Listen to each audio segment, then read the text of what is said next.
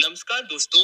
आज हम एक बहुत ही रोचक कहानी सुनने वाले हैं, एक आलसी लड़के के बारे में जो वास्तव में बहुत होशियार था। इस कहानी के अंत तक हम जानेंगे कि कैसे एक आलसी व्यक्ति अपने आलस्य को मात देकर कड़ी मेहनत कर सकता है। लेकिन इतना ही नहीं, कहानी सुनने के साथ साथ हम कुछ नए शब्द और उनसे वाक्य बनाना भी सीखेंगे। इससे हमें मजेदार और आसान तरीके से अंग्रेजी का अभ्यास करने में मदद मिलेगी। तो अंत तक हमारे साथ बने रहें। एक समय की बात है, एक छोटे से गांव में रयान नाम का एक छोटा लड़का रहता था। वह अपने माता पिता के साथ शहर के किनारे एक छोटे से घर में रहता था।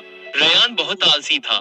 वह हर दिन खेतों में अपने पिता की मदद करता था, लेकिन उसका काम केवल उन पक्षियों को भगाना था जो उनकी चावल की फसल खाने आते थे। ज्यादातर लोग पक्षियों को भगाने के लिए लाठी या गुलेल का इस्तेमाल करते थे, लेकिन रयान ज्यादा हिलना डुलना नहीं चाहता था। इसलिए उसने खेत के अलग अलग हिस्सों में लकड़ी के डंडे बनाए और उन्हें रस्सियों से जोड़ दिया। इस तरह वह बिना खड़े हुए पक्षियों को डरा सकता था। वह लेटकर आराम कर सकता था। पिताजी को उसकी आलस्यता की चिंता थी और वे सोचते थे कि अगर मैं बीमार हो गया तो रयान सब कैसे संभालेगा।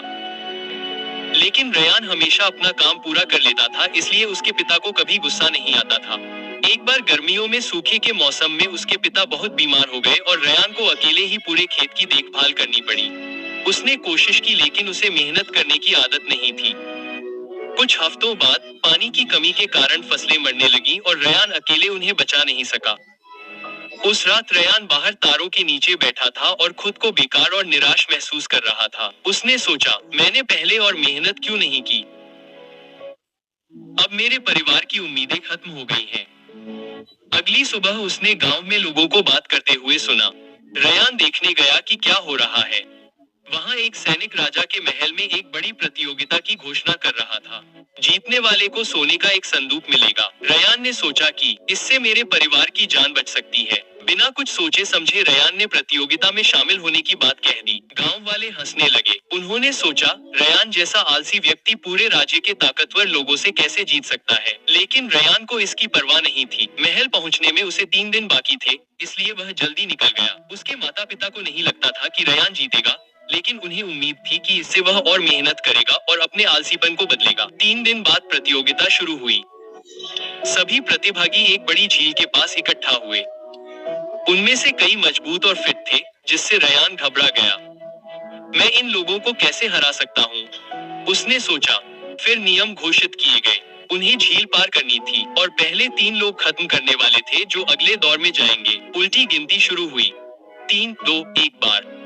सभी लोग झील में कूद गए और तैरने लगे, लेकिन रयान पीछे रह गया। उसने सोचा, अगर मैं सिर्फ तैरता रहूंगा तो मैं जीत नहीं सकता। उद्धरण चिन्ह।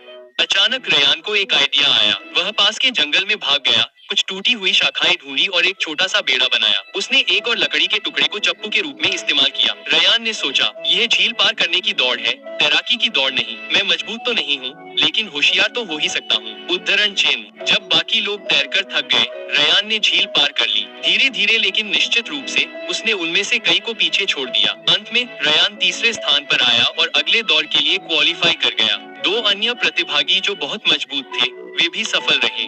अगले दिन अंतिम प्रतियोगिता शुरू हुई। प्रत्येक प्रतियोगी को एक बड़ा लकड़ी का ब्लॉक दिया गया। कार्य ब्लॉक को 1 किलोमीटर तक फिनिश लाइन तक धकेलना था।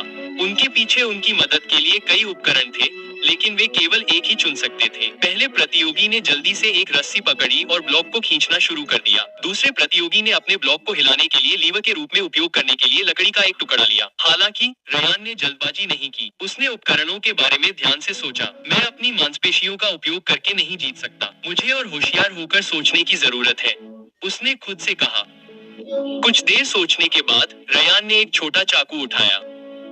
भीड़ उलझन में थी। एक चाकू इतने बड़े ब्लॉक को कैसे हिला सकता है, लेकिन ब्लॉक को धकेलने के बजाय रयान ने उसे तराशना शुरू कर दिया। उसने ब्लॉक को गेंद की तरह गोल आकार में काट दिया।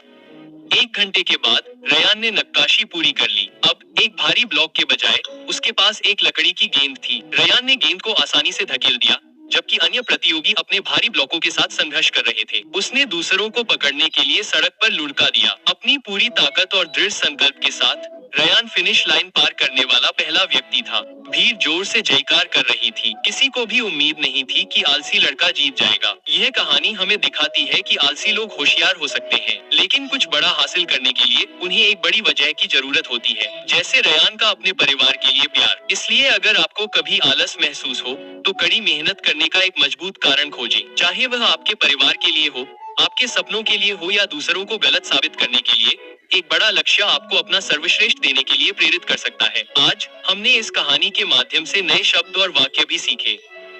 याद रखें, नियमित अभ्यास करने पर अंग्रेजी सीखना मजेदार हो सकता है। इसलिए सुनते रहें, सीखते रहें और बढ़ते रहें। और सब्सक्राइब करना न भूलें। देखने के लिए धन्यवाद और मैं आपसे अगली कहानी में मिलूंगा।